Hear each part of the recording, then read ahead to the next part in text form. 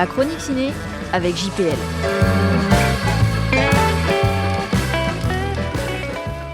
Je voudrais aujourd'hui vous parler des deux films consacrés au général de Gaulle et qui sont à l'affiche en ce moment. Avec ce diptyque très attendu, Antonin Baudry, qui avait déjà frappé un grand coup avec son tout premier film, Le Chant du Loup, en 2019, on ne peut en aucun cas parler d'un biopic, mais d'un film de guerre, d'un nouveau genre, instructif, romanesque, spectaculaire, émouvant et parfois étonnamment drôle. Bien écrit, superbement réalisé, fort de ses 70 millions de budget fort bien utilisé, porté par un casting XXL qui plus est en état de grâce, de la belle ouvrage qui fait honneur à la fois à son héros et au cinéma français. Pourquoi avoir sous-titré le premier volet « L'âge de fer » ?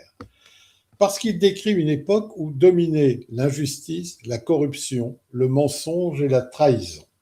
Baudry compare ainsi la France libre à une chevalerie des temps modernes où les hommes, face à l'occupation, à la collaboration et aux horreurs de la guerre, se battaient pour faire revenir l'âge d'or en protégeant les faibles et les opprimés et en rétablissant la justice. Le scénario s'inspire de la biographie de Julian Jackson, grand spécialiste de l'histoire contemporaine de la France, en particulier pendant la Seconde Guerre mondiale. Une biographie du point de vue anglo-saxon intitulée « De Gaulle, une certaine idée de la France ». On pourrait qualifier ce moment d'histoire par la formule « l'imagination au pouvoir ». Même si je ne suis pas aussi féru d'histoire qu'il le faudrait pour démêler la réalité de la fiction, on ne peut que reconnaître que cette fresque est magistralement filmée, rythmée et plus efficace que tous les cours d'histoire sur le sujet. Mais que dire alors du deuxième volet, sinon que si l'âge de fer était formidable, ce numéro 2, j'écris ton nom, est plus lyrique, plus nerveux, plus haletant, plus passionnant, plus. 160 minutes qui tutoient les sommets. Une réalisation magistrale, des scènes d'action à couper le souffle, des personnages historiques parfaitement campés et souvent remis à leur juste place dans l'histoire, une reconstitution ciselée, tout, je vous dis. Il y a tout dans ce chef-d'œuvre du genre, porté par sa distribution pléthorique. Parce que, tout simplement, les batailles prennent vraiment aux tripes et Leclerc s'impose comme un foutu héros de guerre. Les enjeux de la résistance deviennent poignants. Tout ce qui était encore conceptuel devient de chair et de sang. Un deuxième film qui relègue presque la première partie au rang de longue introduction.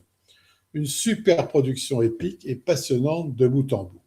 Et donc, que dire du casting sinon que c'est la perfection, à commencer par l'indescriptible performance de Simon Abkarian, plus De Gaulle que son modèle, Nils Schneider dans sans doute son meilleur rôle à l'écran, Anna Maria Vartolomei d'une sobriété étonnante, Félix Kizil confondant dans le rôle tragique de Moulin, Thierry Lhermitte comme on ne l'avait jamais vu dans la peau d'un général Giroud plus stupide que jamais, Karim Leclou, Campbell Scott, Louis Corbery, Grégoire Collin, Simon Rosenbill et tous les autres.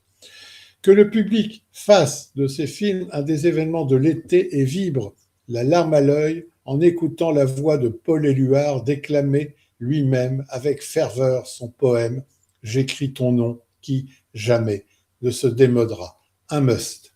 Pour le réalisateur, ces films, tout public, s'adressent en priorité aux jeunes générations, aux enfants, aux ados de 15 à 20 ans, en ajoutant, je le cite, « Ce n'est pas facile d'être adolescent aujourd'hui, on se sent impuissant par rapport aux grands événements du monde, les forces agissantes nous dépassent. » À voir absolument en famille.